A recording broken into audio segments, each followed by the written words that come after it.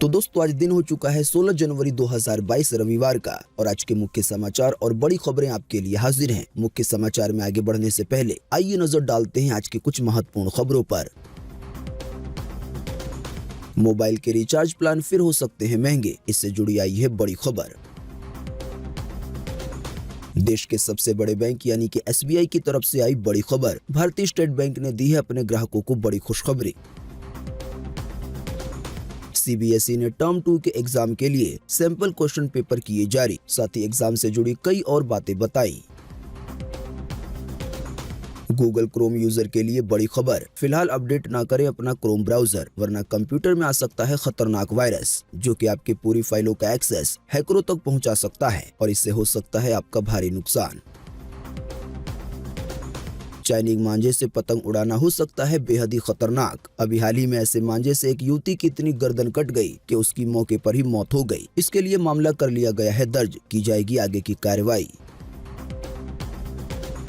अब हर साल 16 जनवरी को मनाया जाएगा नेशनल स्टार्टअप डे। प्रधानमंत्री मोदी ने किया है इसका ऐलान। अभी बताएंगे इससे जुड़ी अधिक जानकारी।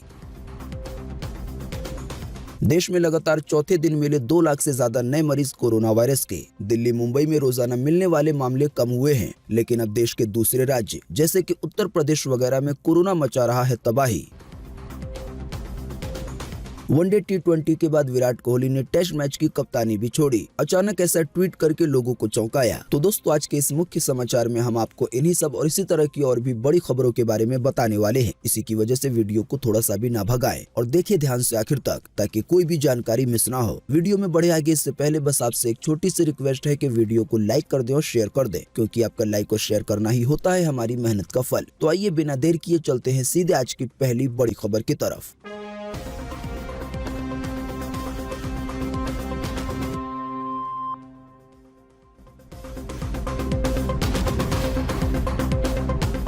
वोडाफोन आइडिया को फिर महंगे करने चाहिए रिचार्ज प्लान। एक बड़ी कंपनी ने दिया है ये सुझाव। जी हां, नए साल 2022 की शुरुआत से ठीक पहले सभी प्राइवेट कंपनियों ने अपने प्रीपेड प्लान महंगे किए हैं। उनमें वोडाफोन आइडिया भी शामिल है। अभी हाल ही में कर्ज के बोझ तले दबी कंपनी वोडाफोन आइडिया लिमिटेड ने कहा है कि भारत सरकार टेलीकॉम कंपनी में 36% हिस्सा ले लेगी। वैसे आप नहीं जानते तो आपको बता दें, ये जो भी टेलीकॉम कंपनियां हैं जैसे कि एयरटेल, वोडा, आइडिया वगैरह, ये सारी ही कंपनियां घाटे में चल रही हैं। इन कंपनियों पर कई हजार करोड़ रुपए का सरकार का बकाया है। तो इन्हीं सब के बीच मोतीलाल ओसवाल फाइनेंशियल सर्विसेज ने अपनी एक रिपोर्ट में कहा है कि वोडाफोन आइडिया को अपने टैरिफ प्लान महंगे करने चाहिए। आशंका है कि इस बार कंपनी प्रीपेड के बजाय अपने पोस्टपेड प्लान महंगा कर सकती है। आसान सी भाषा में कहे तो मोतीलाल ओसवाल कंपनी ने वोडाफोन आइडिया को कर्ज से उबरने के लिए अपने रिचार्ज प्लान महंगे करने की सलाह दी है। हालांकि फिलहाल ये आशंका जताई जा रही है इस बार पोस्टपेड प्लान महंगे हो सकते हैं, यानी जो बिल वाला नंबर होता है उसके प्लान। हालांकि जैसा कि हमने आपको बताया, इस बारे में कंपनी की तरफ से कोई भी आधिकारिक जानकारी नहीं दी गई है। इसी की वजह से प्रीपेड या पोस्टपेड प्लान महंगे हो सकते हैं या नहीं भी हो सकते।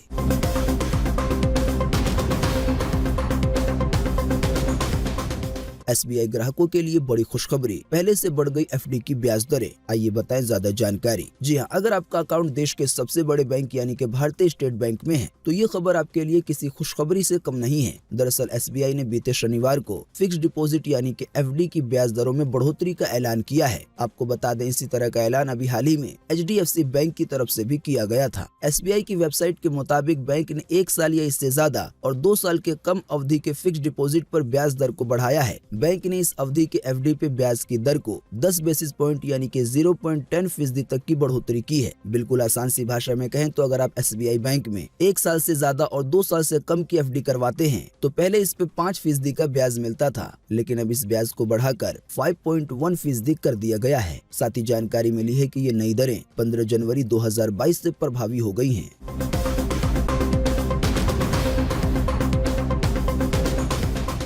CBSE टर्म 2 एग्जाम के सैंपल क्वेश्चन पेपर हुए जारी। इसके अलावा भी बोर्ड की तरफ से आई है कई और जानकारी। जी हां, केंद्रीय माध्यमिक शिक्षा बोर्ड यानी कि CBSE ने टर्म 2 परीक्षा के लिए सैंपल क्वेश्चन पेपर जारी कर दिए हैं। बीते शुक्रवार को जारी सैंपल क्वेश्चन पेपर कक्षा 10 और 12वीं के टर्म 2 परीक्षा के लिए जारी किए गए हैं। कक्षा 10वीं और 12वीं के छात्र सैंपल क्वेश्चन पेपर CBSE की ऑफिशियल वेबसाइट CBSE academic.nic.in पे विजिट करके डाउनलोड कर सकते हैं। टर्म 2 परीक्षा 2 घंटे की होगी। इसमें पूछे जाने वाले सभी प्रश्न सब्जेक्टिव टाइप के होंगे। साथ ही ये जानकारी आई है कि टर्म 2 की परीक्षा 2 घंटे की होगी। इसमें पूछे जाने वाले सभी प्रश्न सब्जेक्टिव टाइप के होंगे। वहीं जानकारी मिली है कि CBSE के टर्म 2 की परीक्षा का आयोजन मार्च से अप्रैल के बीच किया जाएगा। CBSE बोर्ड के अनुसार इस बार 10वीं कक्षा के लिए हर विषय में 40 अंक के प्रश्न पूछे जाएंगे। वहीं 12वीं में 40 अंक के प्रश्न हर विषय से पूछे जाएंगे, जबकि प्रायोगिक विषय के लिए 35 अंक तय किए गए हैं। जानकारी के मुताबिक एक खास बात यह है कि सैंपल क्वेश्चन पेपर में CBSE बोर्ड ने इस बार ये भी बताया है कि प्रश्नों के उत्तर कितने शब्दों में देने हैं। तो जो भी छात्र इससे जुड़ी ज्यादा जानकारी चाहता है या सैंपल क्वेश्चन पेपर चाहता है तो वो ऑफिशियल वेबसाइट को विजिट कर सकता है।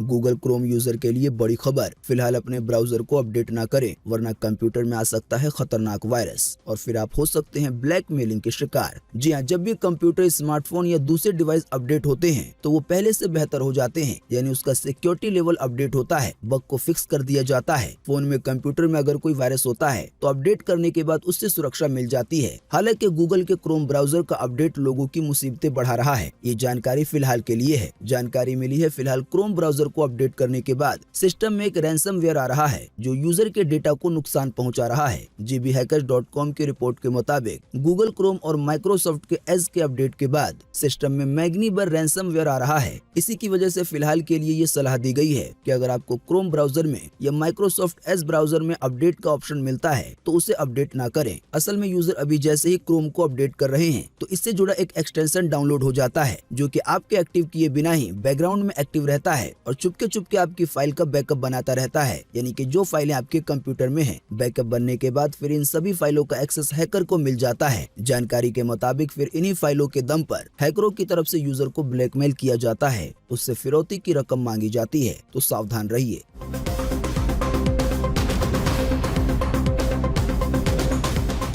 कोटा में छात्रा के सुसाइड का दिल दहला देने वाला वीडियो हो रहा है सोशल मीडिया पे वायरल। बिहार ले जाने आए पिता मना करते रहे पर बेटी ने 5वीं मंजिल से लगा दी छलांग। जी हां, कोटा में 17 साल की छात्रा के सुसाइड कर देने का दिल दहला देने वाला वीडियो सामने आया है। ये दर्दनाक वीडियो अभी हाल ही में शनिवार को CCTV कैमरे में उस समय रिकॉर्ड हुआ जब छात्रा ने अपने हॉस्टल की 5वीं मंजिल से छलांग लगाई। हालांकि बहुत बोलने के बावजूद भी छात्रा ने छलांग लगा दी और ये दर्दनाक मंजर CCTV कैमरे में कैद हो गया, जिसकी एक छोटी सी झलक आप अपनी स्क्रीन पर देख पा रहे होंगे। असल में ये छात्रा पढ़ने में कमजोर थी, इसी की वजह से इसके पिता इसे हॉस्टल से घर ले जाने के लिए आए थे। सूत्रों के अनुसार ये भी जानकारी मिली है कि छात्रा अक्सर किसी से फोन पे बात करती रहती थी। पढ़ाई में कमजोर होने के कारण उसके पिता नाराज रहते थे। तो ये जो भी घटना हुई है इसी के इर्द गिर्द की है।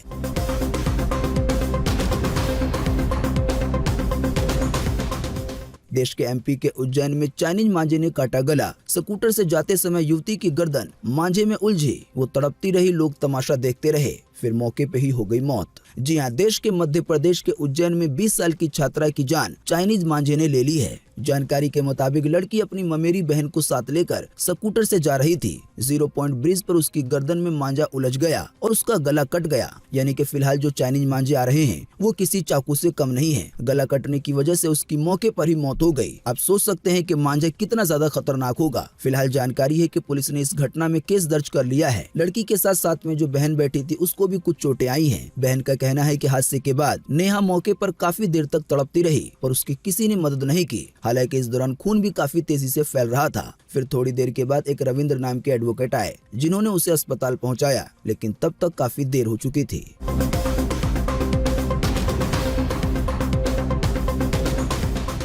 हर साल 16 जनवरी को मनाया जाएगा नेशनल स्टार्टअप डे। प्रधानमंत्री मोदी ने खुद किया है इसका ऐलान। जी हां, प्रधानमंत्री नरेंद्र मोदी ने बीते शनिवार को स्टार्टअप अप से बातचीत के दौरान एक बड़ी घोषणा की। उन्होंने ऐलान किया कि अब हर साल 16 जनवरी को राष्ट्रीय स्टार्टअप दिवस मनाया जाएगा। आप नहीं जानते हैं तो आपको बता दें, स्टार्टअप उन कंपनियों को कहा जाता है जो नए तरीके से शुरू होती हैं और कोई ऐसा काम करती हैं जिससे देश का नाम रोशन होता है। जैसे कि पेटीएम, स्विगी, जोमेटो वगैरह। ये किसी जमाने में एक स्टार्टअप कंपनी थी, लेकिन फिलहाल काफी ज्यादा कामयाब हो गई है। इसी की वजह से पीएम मोदी ने ये फैसला लिया है कि अब हर साल 16 जनवरी राष्ट्रीय स्टार्टअप दिवस के रूप में मनाया जाएगा।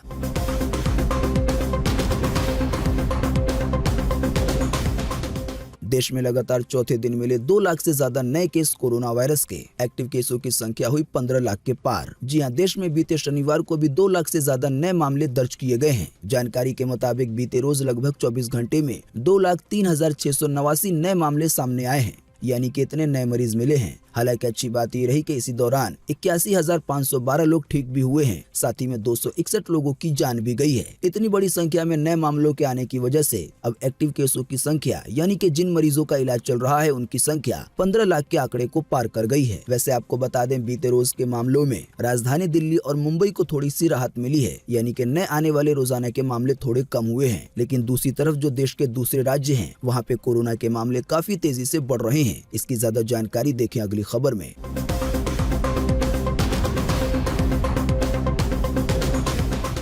दिल्ली और मुंबई में थोड़ी धीमी हुई कोरोना की रफ्तार, पर उत्तर प्रदेश समेत कई राज्यों में डरा रही है तीसरी लहर। जी हां, जैसा कि हमने आपको बता दिया कि पूरे देश में बीते रोज 2 लाख से ज्यादा नए मामले दर्ज किए गए हैं लगातार चौथे दिन। ताजा जानकारी के मुताबिक बीते रोज 24 घंटे में, यानी कि केवल एक दिन में दिल्ली में 20,000 से ज्यादा नए मामले सामने आए हैं। अभी तक कई दिनों से 25,000 से ज्यादा नए मामले देखे जा रहे थे। इसी बीच उत्तर प्रदेश को लेकर खबर आई है कि 15,000 से ज्यादा नए मामले दर्ज हुए हैं। उत्तराखंड में 3800 से ज्यादा मामले दर्ज हुए हैं। मध्य प्रदेश में 5300 से ज्यादा मामले दर्ज हुए हैं। बिहार में 6000 से ज्यादा मामले दर्ज हुए हैं। वहीं हिमाचल प्रदेश में 1900 से ज्यादा मामले, चंडीगढ़ में 1700 से ज्यादा नए मरीज, जम्मू कश्मीर में 3200 से ज्यादा नए मरीज, बंगाल में 19,000 से ज्यादा नए मरीज, कर्नाटका में 32,000 से ज्यादा नए मरीज, वहीं महाराष्ट्र में सबसे ज्यादा 42,000 से ज्यादा नए मरीज मिले हैं केवल एक दिन में। तो ये वो देश के राज्य हैं जहां कोरोना के मामले काफी तेजी से बढ़ रहे हैं। और ये पूरा आंकड़ा जो अभी हमने आपको बताया, ये केवल एक दिन का था, बीते रोज का।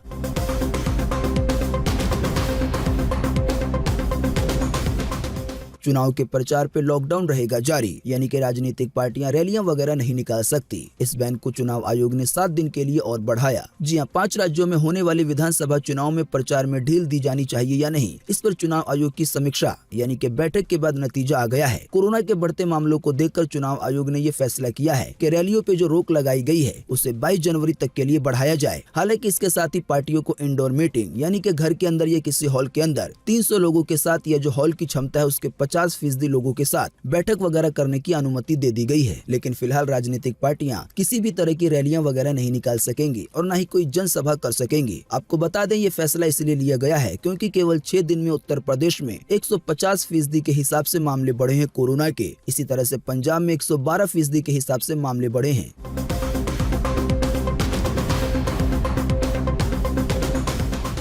वैज्ञानिकों ने की बड़ी रिसर्च, कहा कोरोना टेस्ट के लिए नाक की बजाय मुंह से सैंपल लेना होगा बेहतर। यहाँ वायरस की मात्रा 3 गुना ज्यादा होती है, यानी कि नाक के मुकाबले। जी हाँ, कोरोना जांच के लिए सैंपल अगर मुंह से लिया जाए तो ये नाक के लिए गए सैंपल की तुलना में ज्यादा बेहतर नतीजे देंगे। जानकारी के मुताबिक इसकी वजह से वायरस का पता जल्दी लगाया जा सकेगा। यूनिवर्सिटी ऑफ मैरीलैंड के रिसर्चर डॉक्टर डोनाल्ड मिल्टन ने कुछ शोधों के आधार पर यह दावा किया है। उनका कहना है कि कोरोना वायरस सबसे पहले मुंह और गले में नजर आता है। इसी की वजह से अगर नाक की बजाय मुंह से कोरोना के सैंपल लिए जाएं, यानी कि टेस्ट के लिए, तो काफी जल्दी पता चल सकेगा। जाहिर सी बात है, आने वाले दिनों में अगर ये बात बिल्कुल सही साबित होती है तो कोरोना की जांच जो कि फिलहाल अभी नाक के जरिए होती है, वो केवल मुंह से हो सकती है।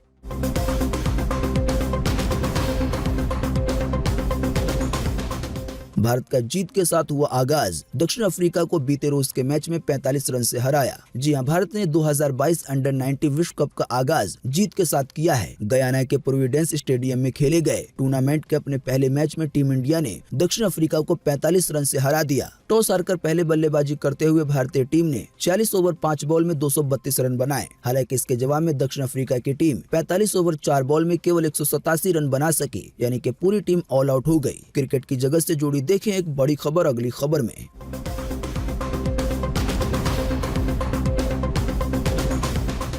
वनडे और T20 के बाद विराट कोहली ने टेस्ट मैच की भी कप्तानी छोड़ी। अचानक इस तरह का ट्वीट करके विराट ने लोगों को चौंका दिया है। जी हां, विराट कोहली ने टेस्ट की कप्तानी भी छोड़ दी है। उन्होंने बीते शनिवार को इसकी घोषणा की। विराट कोहली ने ये फैसला दक्षिण अफ्रीका के खिलाफ टेस्ट सीरीज के बाद लिया है। आप नहीं जानते हैं तो आपको बता दें, इस सीरीज में टीम इंडिया अभी हाल ही में दक्षिण अफ्रीका के हाथों 2-1 से हार गई थी। यानी 3 मैच हुए थे और 3 मैचों में से 2 मैच दक्षिण अफ्रीका ने जीते थे और 1 मैच भारत ने जीता था। आपको बता दें, कोहली ने कप्तानी छोड़ने का ऐलान खुद सोशल मीडिया पे किया है अपनी प्रोफाइल के जरिए। कोहली ने कप्तानी छोड़ने को लेकर क्या क्या बातें लिखी हैं, इसकी ज्यादा जानकारी आपकी स्क्रीन पे दिखाई जा रही है। वीडियो को रोककर इसे देखा जा सकता है।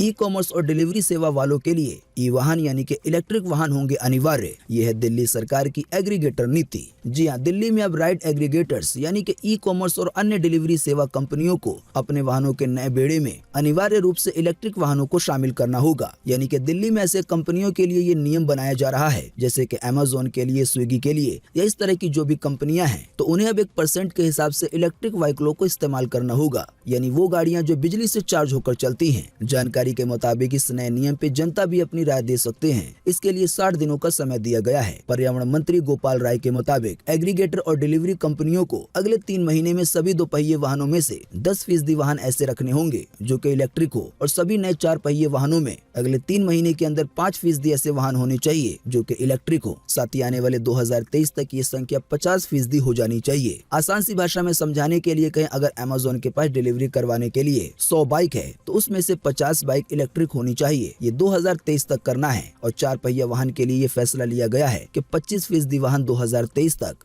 इलेक्ट्रिक हो जाने चाहिए।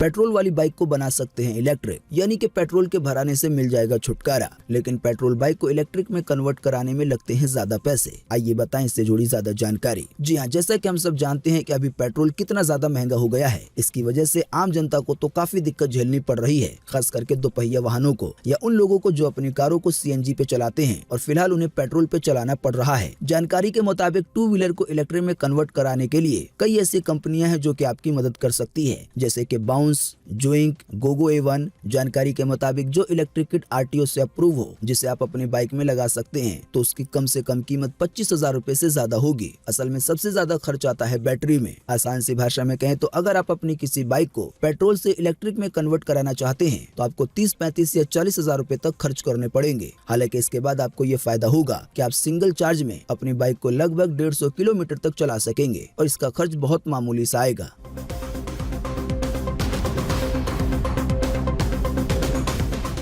बीते रोज से महंगा हो गया है मारुति सुजुकी की कारों को खरीदना। कंपनी ने दामों में किया है 4.3% का इजाफा। जी हां, मारुति कंपनी ने अपने सभी कारों पर 4.3% का इजाफा कर दिया है। इसकी ज्यादा जानकारी आपको मारुति के शोरूम में या इनकी वेबसाइट पे मिल जाएगी। दोस्तों, अगली खबर के बारे में बताने से पहले आपके लिए एक बड़ा सर्वे और एक बड़ा सवाल। अगर आप इसमें हिस्सा लेंगे और इसका जवाब देंगे तो इससे काफी कुछ पता चलेगा। दोस्तों, जैसा कि अभी हमने आपको बताया कि एक लड़की का गला चाइनीज मांझे से कट गया और उसकी मौत भी हो गई। तो दोस्तों, इसी के बीच आपको इसी वीडियो के नीचे कमेंट बॉक्स में कमेंट करके बताना है कि जो इस तरह के खतरनाक मांझे हैं, क्या इसकी बिक्री पे रोक लगनी चाहिए या नहीं। इस पर आपकी पर्सनल राय क्या है? फटाफट से आप अपना जवाब इसी वीडियो के नीचे कमेंट बॉक्स में लिख डालिए। आपके दिए हुए जवाब से काफी कुछ पता चलता है।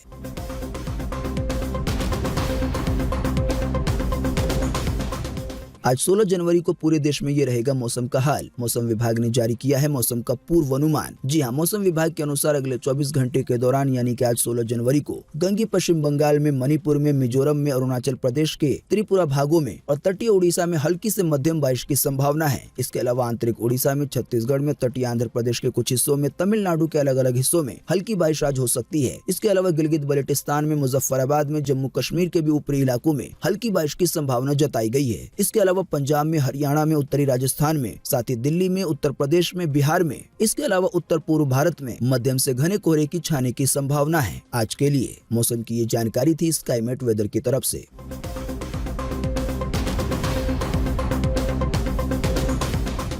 झारखंड में पहली दफा ओमिक्रॉन के 14 मरीज मिले। 31 जनवरी तक अब बढ़ा दी गई हैं पाबंदियां। जी हां, झारखंड की सरकार ने कोरोना के मामले बढ़ने की वजह से और पहली बार ओमिक्रॉन के मरीजों के मिलने की वजह से जो पाबंदियां चल रही थी उसे 31 जनवरी तक के लिए बढ़ा दिया है। यानी कि नाइट कर्फ्यू वगैरह को, साथ ही में जो चीजें बंद है जैसे कि स्कूल वगैरह या पार्क या स्विमिंग पूल या चिड़ियाघर, इस तरह की सभी चीजें आइंदा भी 31 जनवरी तक बंद रहेंगी। हालांकि स्कूलों में ऑनलाइन पढ़ाई होती रहेगी।